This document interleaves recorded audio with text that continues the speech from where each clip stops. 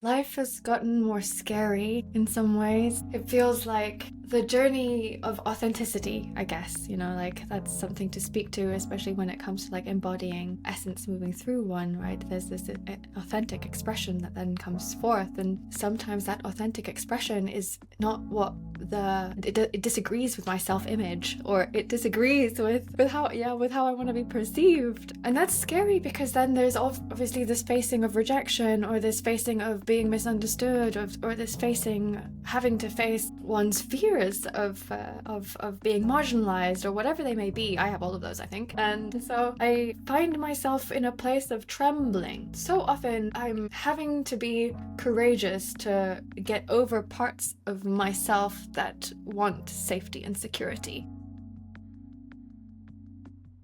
Welcome to today's episode of Essence. In this episode, I have the great honor to have with me Sanya Manzoor. Sanya is an emotional poet who is in love with life. She's a coach, ritualist, ceremonialist, and community weaver. One of her greatest gifts is the gift of conversation, and she has also developed her own framework, MESH, which stands for mental, emotional, spiritual holism, which she applies when working with people who had spiritual emergencies. In this episode, we will be talking about a wide range of aspects of how we can live our essence.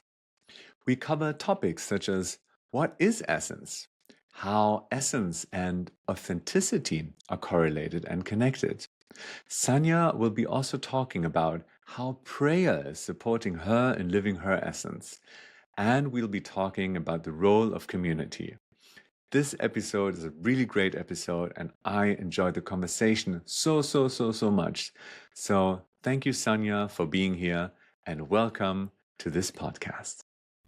Thank you, John. I'm super happy to be here. I'm also excited where this conversation is going to go. This is always the beauty. We never know where it goes, and what I love to do is always just following the aliveness, because that's at least what supports me in connecting with my essence. And as always, I also asked Sanya before we hit the record button to go back in time to the last moment where she felt connected to her essence. And I haven't heard it yet. I'm really excited about it. Do you want to let us into this moment, Sanya? Yes. So, when you invited me back in time, I found myself and I questioned why it was this one that was arriving, because it's not the most joyful thing to share, but it is that I found myself on the floor, on a prayer mat on the floor. Days had passed where I could feel that there was something to feel, and there was something to feel, and there was something to feel, and I don't know, I wasn't able to feel it. But this morning that I found myself on this mat with my forehead on the floor, a phrase came into my awareness, and it was that everything is change. And it feels like I consistently don't accept that everything is change. And I found myself in a deeper acceptance, and what came with that was relief and grief and joy and ease. And I began to cry. And I didn't know why I was crying. There were some things that my mind grasped for, just to be like, what is this? Why? Why so much? Why does it feel like the dam of my tears have broken and an ocean is pouring out of me? Why? And the ideas didn't quite fit. It didn't make rational sense. And in that space of surrender, I recognized myself. I recognized a sense of homecoming in the open-hearted, tearful acceptance of change and of loss and of beauty and of love that all comes with this act of accepting what is as it is. Thank you so much for sharing this. I feel deeply, deeply touched. And yeah, I have shivers listening to you. And what I appreciate so much about you as a being is that I feel so much depth being close to you, and depth in a way that feels easeful. And now I'm already connected to this depth just within these couple of sentences that you shared. And you mentioned this word prayer and prayer mat. And I wanted to ask you, what is prayer for you?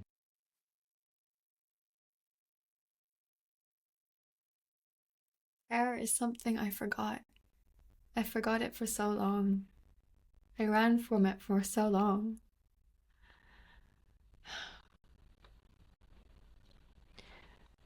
Prayer for me, and this is personal for me, I feel like, is very much an act of surrender. When I find myself in prayer, I'm often asking for the arrogance in me that builds up every day to be broken down. In prayer, I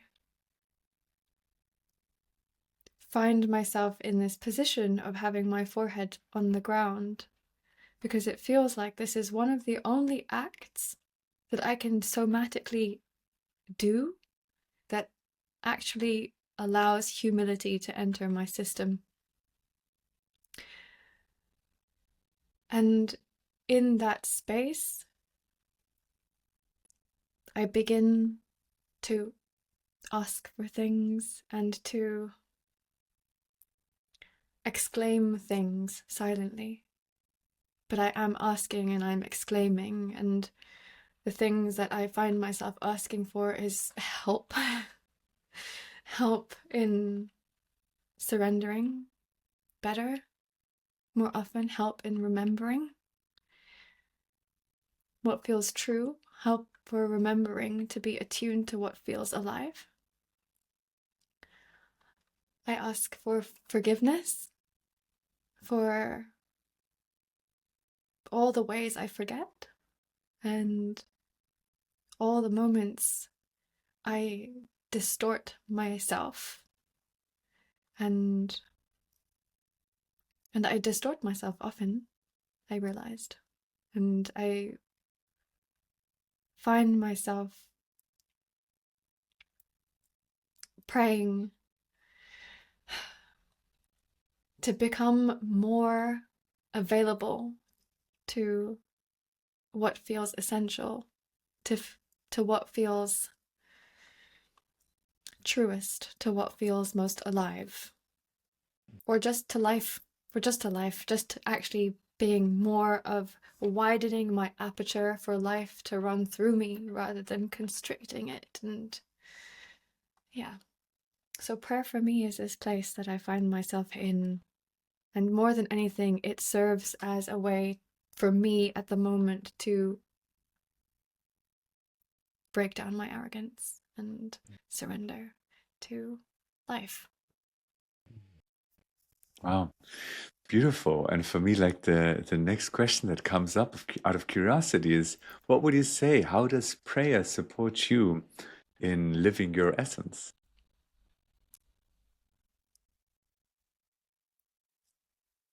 Great question. John, prayer supports me in so many ways. I didn't think that this conversation would go in this down this path, but I'm so happy that it is, because it's actually a ritual act that I have really needed, and realized that in times of high stress, I was avoiding relaxing, I was avoiding surrendering, and I was going more into controlling behaviors. And there are experiences of incompetence and powerlessness and like overwhelm that I wasn't able to deal with well, and it all felt so personal. And so I found myself moving into consumption, consuming. I found myself feeling all of this discomfort and then consuming like food, snacks, consuming content, consuming scrolling, consuming just addictive behaviors to soothe all of this overwhelm. And I found myself in a ritual not so long ago, and it was so clear that this consuming was a coping mechanism, and that life was saying, create. You're here to create. Let go of this consumptive soothing of your discomforts and pray. So I rebelled the next day after this experience. I was like, no, and then I just consumed everything. Became a consumption black hole. And then the day after that, I gave it all up and was like, okay, I'm going to try this prayer thing with sincerity. I'm going to try it with sincerity because I know the prayer act. I know what it should look like. I know probably the right words to say. But have I ever prayed with deep sincerity? And I didn't think that I had, apart from in times of deep despair. And I created a daily prayer practice for myself.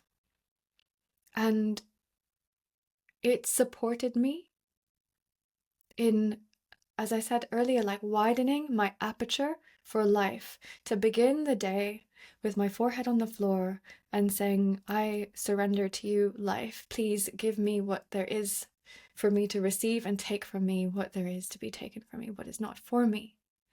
And to live that, and to have this moment where I'm in communion with life and I'm just there saying, give and take, make me an instrument, it's so humbling. So what it gives me is, a closeness to being able to live a surrendered life. And that allows me to have more intimacy with life as it is, because I am not trying to control it in the ways that I was before. And that I love. Having more intimacy with life. What a beautiful sentence. There's definitely a big poet inside of you that I see and hear. And I find it so inspiring. And I can imagine that it's very inspiring for many other people also to hear what you're sharing, that the way how you live your life. I heard that you want to, or you're aspiring towards always coming back to living in surrender and being open to receive what's there to receive, and that life can take from you what no longer serves or which never served you. And with this openness, I really feel that, I heard that you want to live in a way that life can create itself through you as an instrument. Mm-hmm. Yeah, absolutely. Absolutely. And I feel like we all are unique instruments. Some more flute-like, some more guitar-like, some more drum-like. Unique, but every flute is different, every drum is different. And I have had this, I was on a course this year for the second time, and it's called Coaching the Dream and Dreamer. And the dream that I was being coached on was, I got to choose it, right? So, and I was like, what dream do I want to be coached on? And the dream that felt the most true was like, I wish to just embody my authentic potential, knowing that my authentic potential is different from yours or theirs or, a bird's or whatever. It's just going to look different when life expresses through me. I wish to know that. I wish to know myself as whatever that looks like, you know? I love this attitude, and it deeply resonates with me. Like before this conversation started, you said, oh, we were talking a little bit about, okay, what could be interesting for today's conversation? And you began saying, yeah, let's explore what is essence? What is that Mm-hmm. actually? How do I know? And what is it not? And now, as we're talking about it a little bit, uh, yeah, I resonate deeply with what you say. The way how I often describe it is that I believe that our essence is always there, and we can either connect with it or not. And then we have certain experiences in our life, conditioning, belief systems, stories, and so on and so forth that lead us to disconnect from it.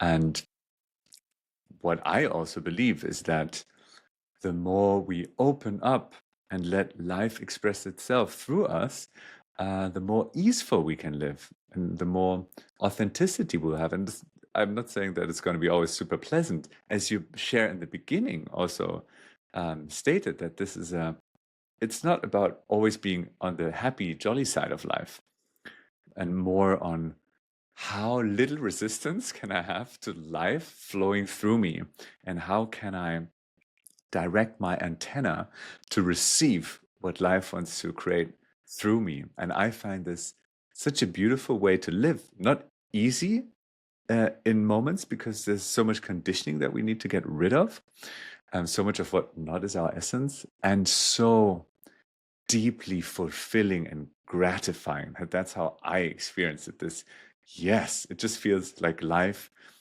has gotten 10 times more, not intense in the way and stressful, but colorful or deeper or richer. Yeah. How's it for you? Like since you've stepped on this path that you started describing with praying.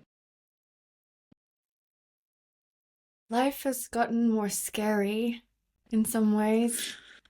Um, it feels like the journey of authenticity, I guess, like that's something to speak to, especially when it comes to like embodying essence moving through one, right? There's this authentic expression that then comes forth. And sometimes that authentic expression is not what it disagrees with my self-image, or it disagrees with how I want to be perceived. And that's scary because then there's obviously this facing of rejection, or this facing of being misunderstood, or this facing having to face um, one's fears of being marginalized or whatever they may be. I have all of those, I think, and and so I find myself in a place of trembling. So often I'm having to be courageous to get over parts of myself that want safety and security, um, especially socially. I think that's probably my biggest hurdle is having these kinds of beliefs, right? These limitations on myself, fears of rejection, and so on. Um, and so it's scary. It's scary since praying that I can't. The message is a little clearer, or it becomes harder to go against oneself or myself. And yeah. So even when I send a text message, I'm like writing the text message, and then like I'm like, oh gosh, this is a pretty real message. I don't know. And then I hit send. I'm like, oh no. But then it like having to realign and like it's be like it's okay. This is a practice. So life has become more scary, and it feels so much more adventurous. Yeah. Yeah, I resonate 100% with that. Life has become so scary. Like these, and at the same time, it's like, how do you say that in English? Like eating from the apple of, not wisdom, but maybe it's just a German saying. I don't know. Like What once is it you've, in German? um, vom Baum der Erkenntnis, like if you have eaten Mm-hmm. from the tree of insight, Mm-hmm. it sounds so German. Well, probably it's German. Then you can't go back again. That's the Yeah. idea. It's like this, yeah, I've chosen to live this path and lead this life in such a way with the highest authenticity and integrity possible. That's this promise that I made to myself. And it's so scary because I need to say things that before in order to protect my status, persona, the way I'm perceived, that I would have said nothing usually, or said something extremely nice to the other person just to not scare them away or to be judged. But yeah, now I'm also walking this path, and it's it's just very scary and adventurous. I would have never ever gotten to this place of right now having this conversation with you, with this podcast, never, if I would have not chosen this path and just being out there and sharing with the world. Hey, I'm doing this now. I don't know if you will like it. I don't know if you will judge it. Probably the more people know about it, the more people will judge it as being too this, to that, too little, to I don't know. Um, but yeah, it's like being confronted. I feel very confronted with life and my inner truth.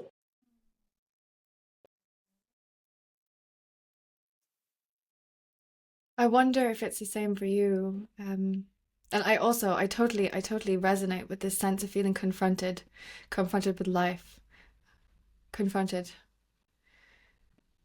in the ways that almost like if you choose this path, if you choose a path of authenticity, if you choose a path of like coming home to yourself, it correlates with a sense of liberation.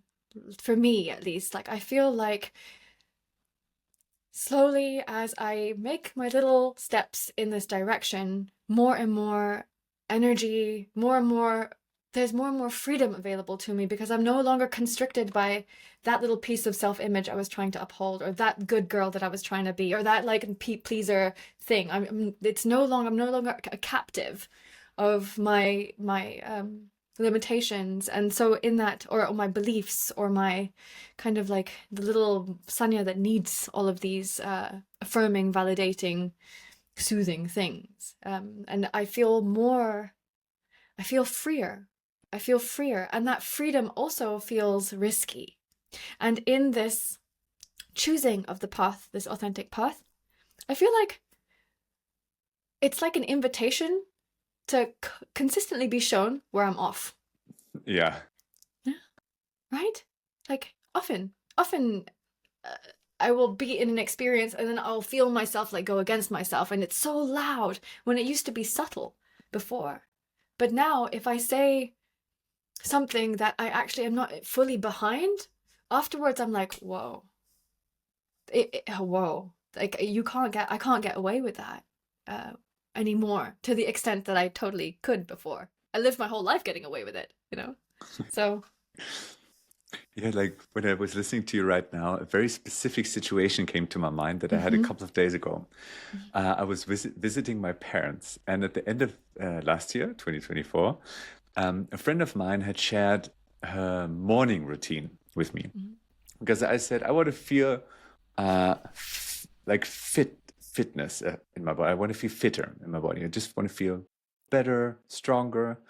And she said, well, what she does every morning is very simple. She just goes for a walk for half an hour with weights. So she just walks around with weights.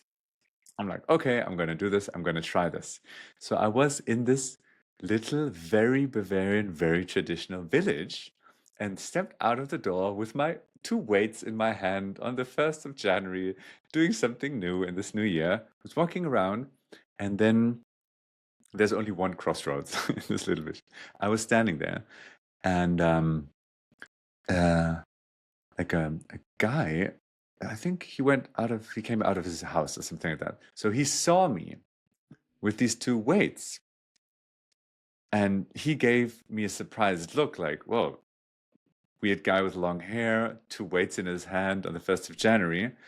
And I noticed so strongly this impulse to hide these weights behind my back. And I felt this shame rising up so strongly. Oh, I will be judged as the weird one. And it was so strong. And I was noticing it rising.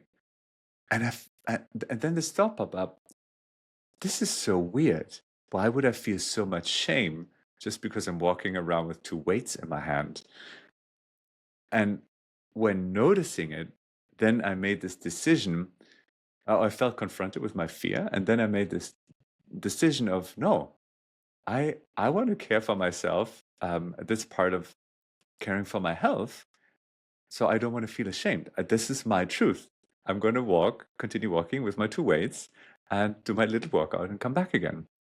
And I've been doing this practice every morning since the 1st of January. And every morning I meet someone else. And I still have this little shame impulse, but it's getting less and less. And this is for me so beautiful and such a beautiful metaphor, because it's not that after one experience it was completely gone. It's still there, but it's getting less and less and less. And I find it easier and easier and easier, basically, to live my authentic life with this very specific example. It just came to my mind when you were sharing. Do you think that the wounding that we receive in life somehow, like, I guess the question is more like, what do you think is the correlation between the wounding we receive in life and living our essence? Ooh, Hmm. the wounding we receive in life and our essence. Hmm. Mm, that's a pretty deep question. I like that one. Hmm. Wow, it's like I'm just going through my mind the different woundings that I carry inside myself and try to ask myself how much that correlates with yeah, living my essence. I think one wounding that I have that I carry inside of myself is this wounding of I'm not allowed to take up space. So I'm very good at providing space to others and listening, and that's why I'm coaching. Probably that's why I'm so good at that, because it's just the natural way to be, listening to others, holding space, asking questions. And then stepping out there and showing myself is one of the most scary things that I can imagine. Just like speaking about my truth is very scary. And I have this thought that by walking this path and living that, trying to live that day by day a little bit more, I can inspire others to do the same. And as it's been such a scary thing for me and so far from what I could imagine doing, um, I believe that that creates a lot of authenticity and integrity, and is an invitation for others to do the same. So maybe that's one aspect how I see this wounding correlating to my to living my essence. Yeah. Yeah, totally. It feels like the wound of not taking up space is exactly the thing that you've got to move through in order to inspire others to live their essence. Because in some way, of course, there's this like kind of creating space for other people, but in order to create this space for other people, you've got to take up the space to create the space for Right. other people. And you're here, and this is like a space that you provide, and then also a space that you occupy consistently, right? And Mhm. it's your space. And I also have had this question for myself around wounding, because so much of my returning to a more essential expression of myself, and maybe we can go into like, what does that even mean? Um, so much wounding stands in my way. I feel like I meet myself at like a threshold, and the gatekeeper of that threshold is me having to move beyond a wound. There are some parts where it's like very easy. Oh, I can become more playful, and that's fine, and and I move more into playfulness. But then when it comes to like public speaking, there's I have I'm afraid of being humiliated. I'm afraid of being my words being twisted. I'm afraid of being misunderstood. I'm afraid of not being seen for who I act like, who I believe myself to actually be. I'm afraid of being cancelled, you know? And so like, and all of that I can feel how, for example, my journey with the Church of Interbeing, or just being a host in the Church of Interbeing, so hosting community ritual, where you have a lot of people coming and you don't know who they are, and some of them you do know, and some of them don't know you, and weird dynamics, beautiful dynamics, but very challenging to then slowly build up the capacity to stand there and facilitate a space and take up space in this context whilst having all of these fears. And I remember my first time expanding into this part of my essence where I was about to begin hosting a community space. And I was sitting at the front and everybody was looking at me. Not everybody, some people had their eyes closed, but it felt like everybody was looking at me. And I had this microphone in my hand, just about to welcome everybody, and I just couldn't do it. I couldn't do it. I was so scared, and it felt like I was just about to die. It felt like a death. Me sitting there, microphone in hand, just having to like push the button up to turn it on to say something into the space. I was on the threshold of a death and rebirth, or a death and birth into something. And I remember that this sensation and this fear and this, oh gosh.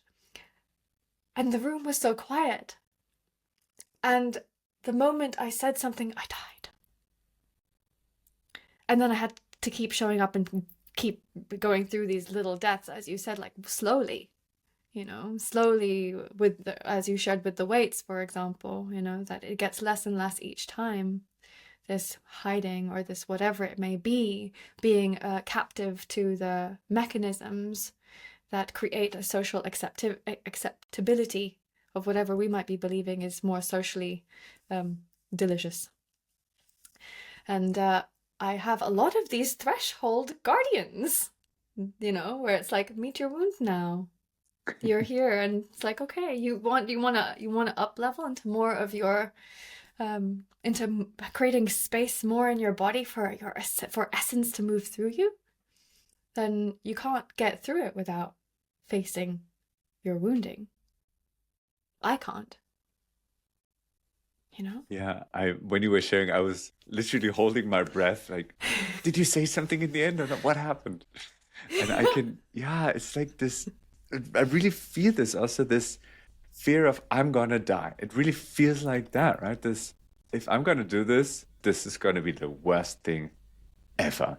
Mm-hmm. And sometime I also would love to talk to you also in this episode about like the Church of Interbeing and everything about that, because people might not know it and it's amazing. And what I'm often asking myself when it comes to this fear of letting parts of us die, or these guardians go, sometimes I find myself thinking, well, these wounds and these fears are probably the best guides, because when moving through that, at the other side, there's so much beauty. And if I would not have moved through my fears, and I have many more as well, then I would not be doing what I'm doing right now. So on one side, I think, it's so clear, right? If you just follow your fear, and then you will come out if you move through it with courage. And other times I think, well, if you always follow your fear, that also can't be healthy. So it's like this distinguishing discernment of, what am I able to meet in this moment? Knowing that our system always has a certain capacity, and I believe that when we're just ripe to pop, something is about to pop, then life brings us something that we can meet and hopefully move through it with courage and tiny baby steps. And I don't know how that is for you, this trying to, do you discern at all, being like, okay, I'm just going to follow that fear and this fear, and here's another one, and that seems crazy, so I'm just going to go over there. How's that for you? Oh, John, I'm pretty rogue. I'm pretty rogue with this. Like, I'm like my own yes man, and sometimes it's not the best discernment, but I bounce back really easily and quick from things. So I feel lucky that I can say yes to stuff that is so outside of my comfort zone quite often. And I think that, it brought up this question that I wanted to bring to you, or like put in the space, that actually has to do with a higher power, and like, because sometimes I don't know how to have all the conversations without bringing in the dimension of there being a higher power. And that can be like life and the intelligence of life, or whatever people will say. But I do use the word God myself, and so speaking from a personal place, I what helps me is feeling that, or what doesn't help me. What doesn't help me first? What doesn't help me in moving towards fears is like believing that I'm alone, or that there's nothing guiding me, or that there isn't something moving through me, or that, and I feel so supported and so helped in taking risks and doing things that are these deathly things, metaphorically speaking and egoically speaking, um, because I subscribe to a belief in a higher power, and that I therefore don't feel like I'm having to move through life without guidance, without support, without meaning, or without a heldness, without being surrendered to something greater than me, that a current that can also carry me through the thing that is asking me to die and meet the guardian and get over it, and in the most compassionate way possible. But sometimes not, but yeah. So I wonder if there's, how would you bring in that into the conversation, like a higher power? I definitely also believe that something is guiding us and me. Mm-hmm. And how I like to describe it is that, and I like the word how you said that you subscribe to this Mm-hmm. belief system. Mm-hmm. Um, I believe that we can choose to a certain degree, and I think it's quite a large degree, what we want to believe in, and that this can really support us. And what I choose to believe, what really supports me, is that there is one consciousness which expresses itself in many, many different forms and shapes. And these forms and shapes can be humans, animals, trees, everything. And also within us humans, that this consciousness expresses itself in various forms and shapes.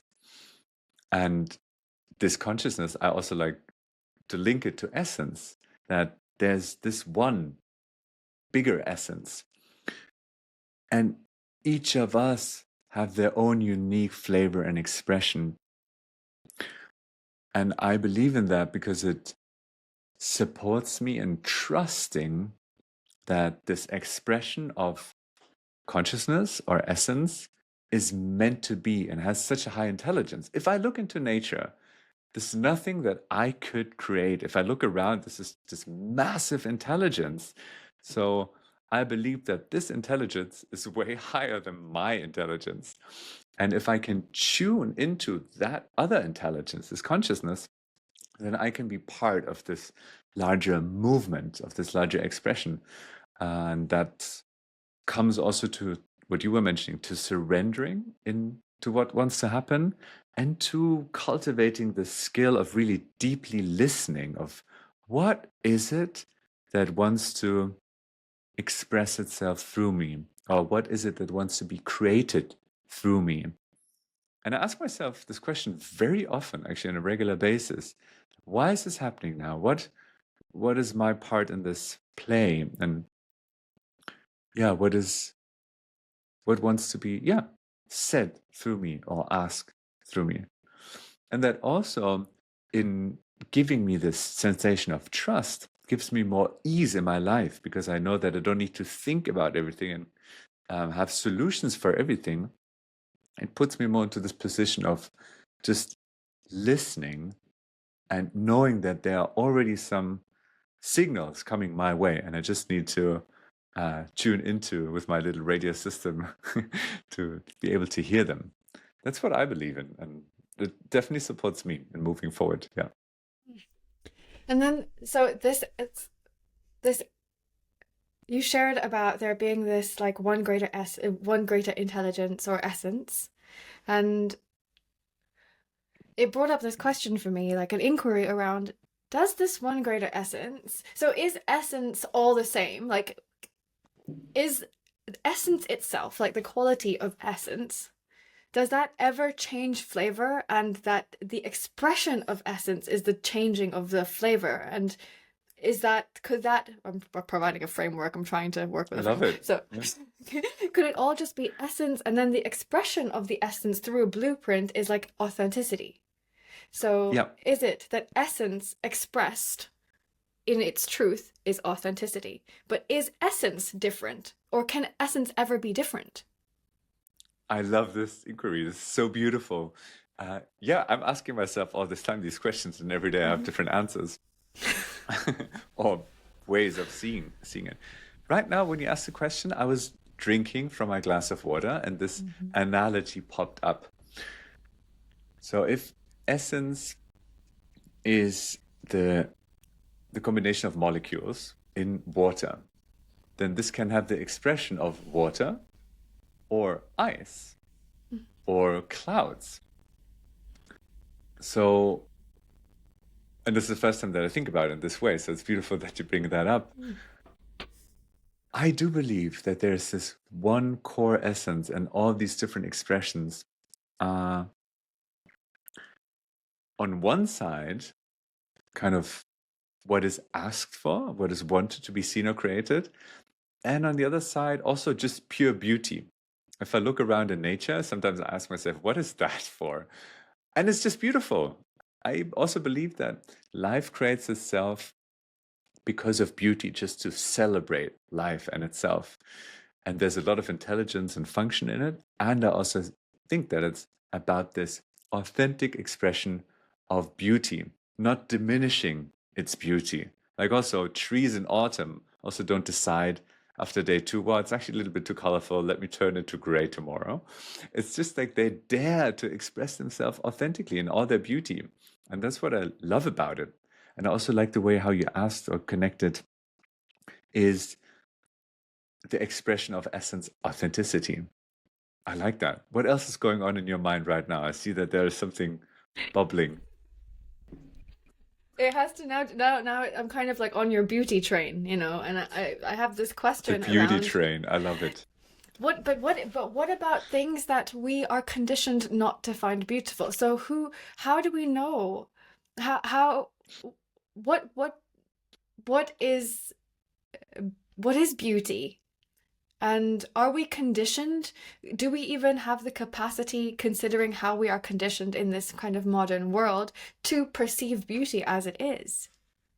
Can we do that? Because I had a beautiful discussion at yesterday, on Sunday. So yesterday, and one woman was sharing that she did not want to take her shoes off to put her feet on the ground because the leaves were all dissolving and it was wet and it was gross. And she found herself experiencing disgust. And it brought up this question around, is that a conditioning to not be able to perceive the beauty of the dissolving and dissolution of matter to become fertile ground to be recomposted? Or is that actually a very beautiful thing, an essential thing? I believe that a lot of that is conditioning. I've been developing this framework also with this question of how can we live our essence, basically, because I'm asking myself this question all the time. And um, I see that there are two main components and ingredients, and one of them is awareness. The first one of being like, oh, something's coming up for me, like with these weights and my shame, for example, having this awareness, oh, okay, there's shame coming up. Why that? Interesting. And then the second one is for me reconnecting, and that's first starts with releasing, letting go of conditioning or beliefs, because I believe that most of them are filters through which we see the world in a distorted way. if we see a child on a playground playing with sand and throwing it around, we could either say, "Oh, such an unbehaved child. Her parents should take better care of her," or whatever. Or we see, wow, this is someone expressing themselves freely and authentically with a lot of aliveness. And then we lose the beauty for it because we have like this filter. So I believe that there's a lot of things that we can let go of in order to then reconnect with our essence and then follow this authentic self-expression, which is super challenging. For me, it's very challenging every now and then when I'm confronted with, I want to be seen as this kind of person. Oh, my identity is this and that. And then if I don't get the confirmation from my immediate environment that, yes, you are this kind of person that you believe that you are, this creates fear and also shame and disbelief and a lack of orientation. And then I have this kind of spiritual practice telling myself every time, all right, this is just something, another thing that you can see, let go, and then reconnect with your deeper truth. And I'm not saying that it works all the time. It's just like for me, I'm trying really hard to practice this. Not hard, but constantly. Constantly. I think it's a better word. Yeah. Reminding myself. Right. Great. Yeah. I have uh it, the thought appeared of like, is it so within like this, within the spiritual scene and things like that, right? There's also like a certain persona that can be built in order to fit in and live in community within a spiritual sphere. And it's like, what about, is it ever essential? Is it ever true? Is it ever what wants to happen that ferocity comes through, or being a total asshole in a moment happens, or being a bitch all of a sudden is the thing, you know? And yeah, like there's a wanting in me to be like, ah, and then there are these parts of us, you know, these parts that are harder to find a place in, especially if you're living in a context like that I'm living in, which is more kind of like the spiritual scene and things like that. To notice within myself, like, yeah, there are certain traits that actually feel quite true that within that sphere are judged as ugly or not beautiful, but are essential and do have actually a function in moments, but then are also suppressed. And then what does that suppression of this like kind of authentic expression or movement create within the ego of a community or a culture or a country? Or yeah. Yeah, I see the same pattern happening very often in spiritual contexts and communities. This spiritual bypassing, if you want to call it that way, of just being on the light side and suppressing the dark, and being always in a very flowy state, but not really living like this clear masculine penetrative energy. And I, for myself, also have like this constant quest of, okay, I'm definitely more of experience myself more often on the lighter, open, and flowy side of life, and I also have this own quest of when is actually another energy that wants to come through, which I'm either not even noticing or suppressing actively or subconsciously. When does that want to come through? And what I also believe in is that if we, as either communities or societies and countries, suppress this darker energy or suppress this raw energy, can be wild, raw, dark, just like a volcano energy. If we suppress that, it will come out sideways. Mm-hmm. And that will come out in an unexpected way where something happens and we're like, oh, wow, we didn't see that coming. So I can imagine that there's something in these communities that might support communities if there would be a ritual around sacred and raw or something like that. Mm-hmm. And just like, let's celebrate this. And I can actually imagine that this either has already happened at the Church of Interbeing or will happen soon. And I would actually love to make this transition of maybe that already happened, maybe it will happen. And how can community support us in living our essence? So maybe you want to share a little bit about Church of Interbeing, because I love this project so much. I've been there so often, and I want everyone else to know about it as well. And what is your Yeah. role in it? So many questions. Sorry, it's Ooh, overwhelming. great segue into that. Yeah. For me, the Church of Interbeing, it is essentially it's a community. And what brings this community together is this shared kind of intention around meeting in ritual to explore together the different ways that we can connect to ourselves, to each other, and to life. And at the Church of Interbeing, through attunement to the community, different themes kind of emerge around or within a group of people that have taken the responsibility to really hold the spaces and facilitate the space. And the space would be a 2-hour gathering on a Sunday at 1, where everyone is invited, anyone is invited. And the intention is to remain non-dogmatic in the space, is to remain pretty inquiry based within the space. So nothing is being preached or nothing really is being taught, but things are being explored and people are coming together around a question or an idea to work with it, to commune with it, and then to commune with each other and themselves and life. And it's a project that is a very grassroots one. It's just here in Berlin, a little community in a sweet, very kind of progressive church space.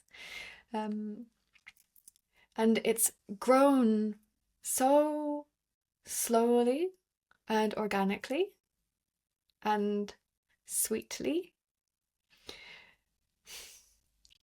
It's a beautiful project founded by a man called Adam McKenty, and my role in this project is, at the moment, it's a role that's called project lead, but it's probably going to be reconfigured to be a coordination role that will be shared by 3 people. And this role is really in service to the team and coordinating the team that allow for all the different organs of the Church of Interbeing to thrive, and being attuned to the community. So that's my role, and that's the project. But then how does the project serve essence? And the other question you had was about, has the rawness come in? Yes, and another one, just because I was thinking maybe someone is listening right now and has heard the word church very often, and maybe there's some assumptions of what that looks like associated to all the other churches that we have seen. Maybe you want to remove some of the assumptions that might be out there. It's not everyone sitting in a row, and you said no one preaching there and Oh no, no exactly. Jesus and No. It's not a denomination of the Christian church. It is a reclamation of the word church as a space where we can commune to touch the sacred together, gathering on a Sunday in the name of exploration of both our humanness and that which whatever we all as individuals deem to be sacred. But there is no doctrine, and there is no particular identifiable, really thick philosophy that we swim in or that we endorse. That's not to say that this space is unwelcoming to religion or to faith or faiths or to various spiritual practices and so on. It is welcoming. So there may be a story or a myth brought in from Hinduism. There may be a story brought in from Christianity. There may be a story brought in from Sufism. There may be a story brought in from the work that reconnects, or from a philosopher, or from a community member. And so there's a lot of space for that without it meaning that this is the thing that we now believe. So does that answer the Yeah, question? beautiful. Yeah, thank you so Okay. much. And I really love this project, and I can recommend to anyone, just go there, experience it once, and then after that you can make your own opinion. And I just Mm. really, really enjoy it. And yeah, this other question was, how can community, as it's also a community project, Mm. support all of us, individuals, in living our essence?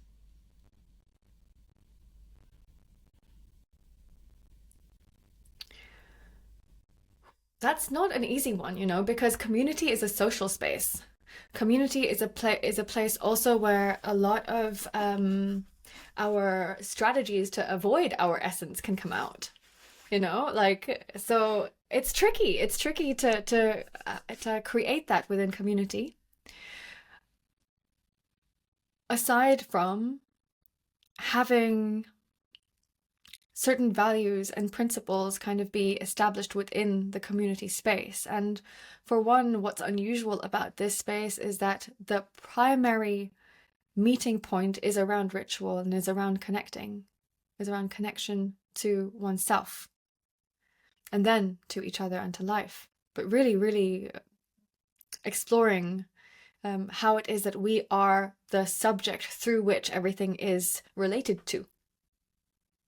And through exploring the subject, you can find your own beliefs, limitations, distortions, the things that you're really invested in, the strategies, the mechanisms. If that space is slow enough and feels held enough, and if the participant feels courageous enough. So I think that this particular space supports it by being such a space, by being that slow space. And a space that can feel uncomfortably slow sometimes, where you do meet yourself in this slowness where you can know things more intimately, where it's not so easy to brush past an experience, but an experience in its slowness and in the quietness becomes loud. And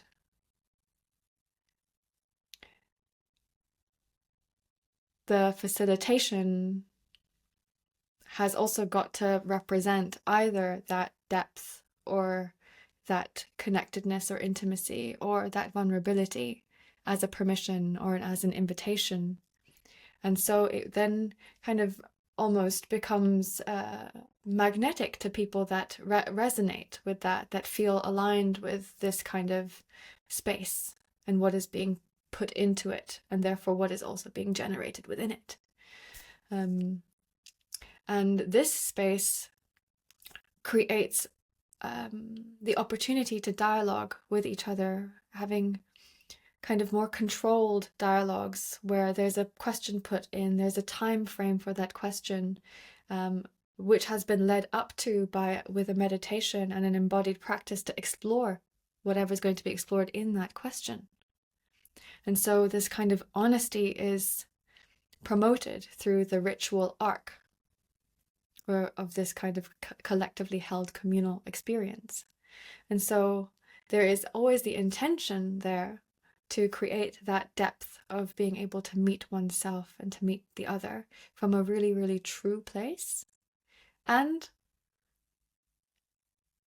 we're all people and we're all humans, and it can't do the job fully because people do want to belong in communities.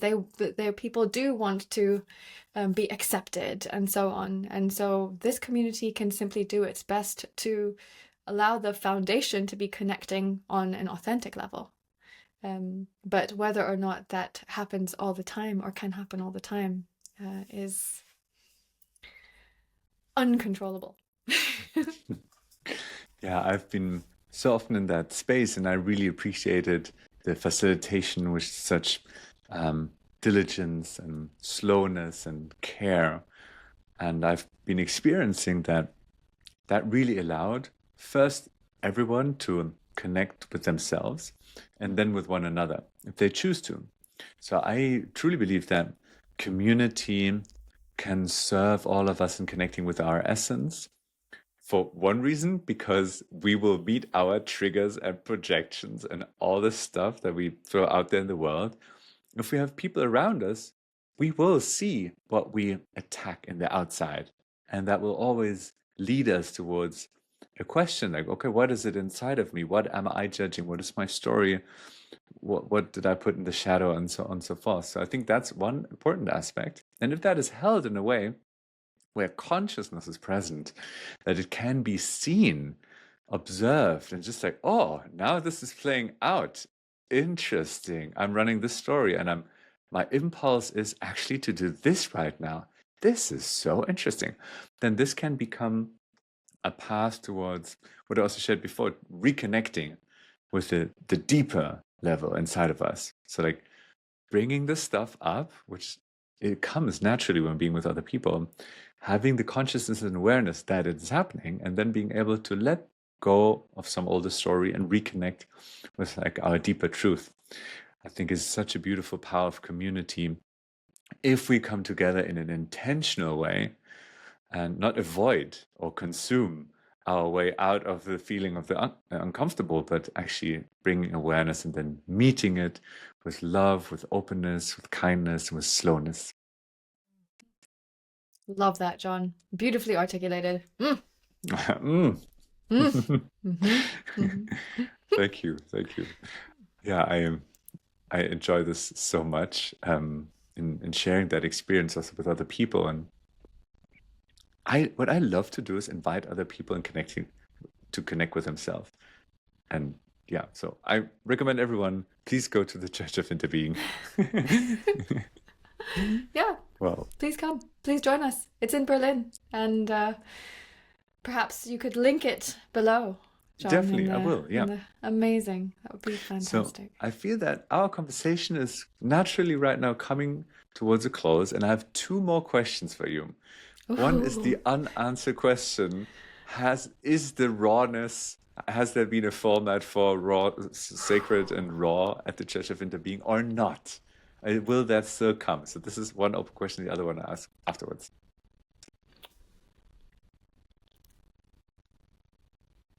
In bits and pieces. It has definitely been identified that actually it's a kind of something we didn't know how to facilitate that well. It was so much easier to stay in the light stuff, and it's so much, and then having these moments of creating spaces for grief or creating spaces for regret. But then there are the things that are more challenging to hold. And so we've created services on like rewilding, for example. We've had a primal play service, which is different from the school of primal play, but it's more about being able to experience yourself animalistically and then just kind of play as animals together.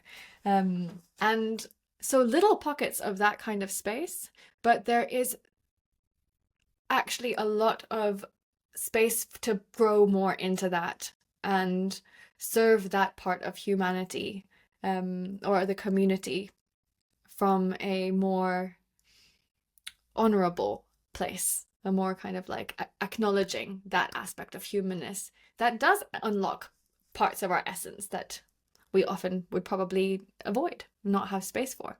You know, there's another event that happens sometimes in Berlin, and it's like a type of ecstatic dance, but before that they do the haka, you know? Yeah, yeah. And there's something so beautiful about the kind of energy and the embodiment practice that is, that some other spaces don't yet know how to integrate. And so, yeah, more of that. Okay, amazing. So I'm looking forward to that. I want to be Mhm. part of it. Mhm. And yeah, now my final question for this episode: if there's anything else that you would like to share where you have the feeling that, oh, I would love everyone to know this and that, or I just want to say this to the people listening, or yeah, whatever it is. Now is the time, just if there's still anything that you would like to share. Space is yours.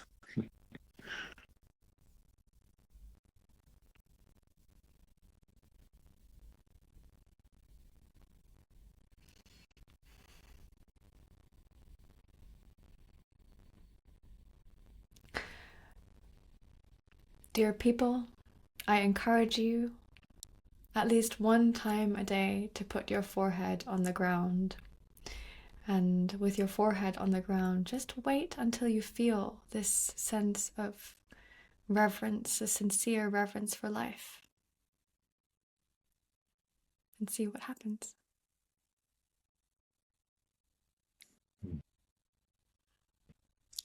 Thank you so much, Sanya, for being here. I feel so, so deeply inspired. You as a prayer, being here as a guest, sharing your essence, your authenticity, your aliveness. I'm so grateful that, yeah, we had this conversation. I had no idea where this would be going. And I'm so grateful that we went where we went. And I wish everyone else, yeah, that you can take some inspiration from this conversation, and definitely check out Church of Interbeing and everything else that Sanya is doing. So thank you so much, Sanya. Pleasure, John. Thank you. Until next time. Until next time. Bye-bye. Bye.